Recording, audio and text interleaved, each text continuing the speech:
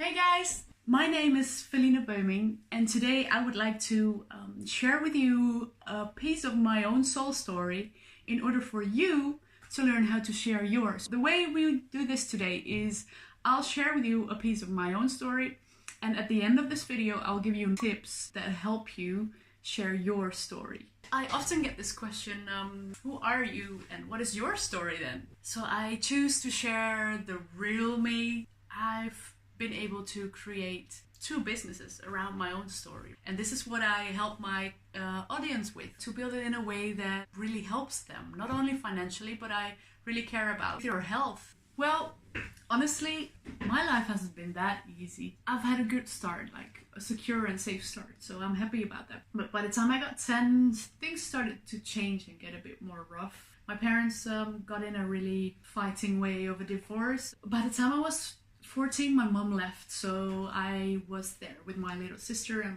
my dad and my half-brother. The rough part about this time in my youth was that both my father and half-brother got tumors. My dad got cancer, but my half-brother also had these tumors in his brain. The rough part for me was that some of these physical problems also came with serious mental health issues as well. I had this motherly role, I guess, in the family. In May 2005, I just turned 16, and I was at home, and a friend of my half-brother, I was a bit scared of him, but I didn't really know why. I actually got raped in our own house by this friend of my half-brother. I started to close down my own heart. I've been through a big bucket of shit. But what happened to me that night? I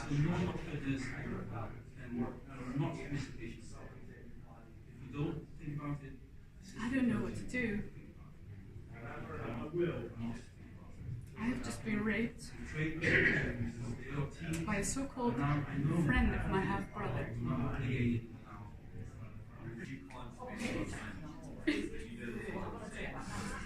It just comes out. The damage it does is horrendous. Maybe because I've been through so much at this age already, I've found this drive to work through it. So I started studying international business and languages, and after that I studied pedagogiek. It's like child psychology. I specialized in becoming a therapist in psychiatry. I suddenly got to understand behavior that I had already experienced with my family members, but didn't understand it. At the same time, I also got therapy because I really needed it. And this was like the best thing I've ever done. I found ways to start sharing my story. I decided to share it with my loved ones. Of some of them I got love and hugs, and of some of them I got told that it was my own fault, that I was a whore. That hurt me really bad, but it also made me fight even more. And it was the hardest thing I've ever done, but it was the most important thing to ever do. When I was 18, I had this beautiful opportunity to travel to Venezuela. So I worked there in an academic hospital. This was really a beautiful place, and I wanted to work there again. So that's what I did. I've worked in a big hospital near Amsterdam, where I guided kids really towards medical procedures. In some cases it really had to do with preparing them for death, really. And it was a rough job, but it was beautiful. And after that I got a new really special job, working like a case manager, being a case manager in psychiatry. I worked there for about 2.5 years. Then I came to this point where I collapsed, so my physical body just went out. It appeared that I had chronic pain and kind of a chronic disease. They actually told me, well, we don't really understand how this works, so you just go home and rest. So this is the point where I decided, okay, I'm just gonna quit my job, start a business.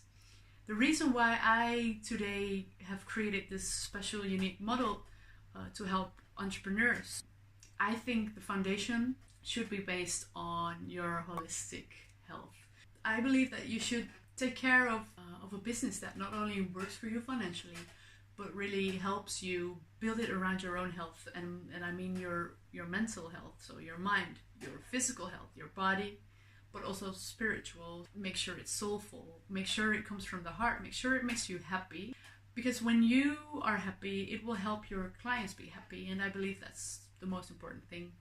So that's the second business I've built. Well, just honestly, I am a highly sensitive person. I've struggled with that many years. Well, I've been able to embrace it fully. So this is where my first business started 3 years ago already. I've built like a training center where I help people deal with being highly sensitive. But when I found out that this business was suddenly growing, I was so grateful and so excited. So this is where the Colorful Soul Academy started, believing that that I could actually help entrepreneurs now. So many years later, I now run 2 businesses, and I'm so happy with that choice that I've started to believe more in what I have to offer. It was a rough road, but it was totally worth it. Anyone with a story like that, I would love to hear it, and I'm sure many people do.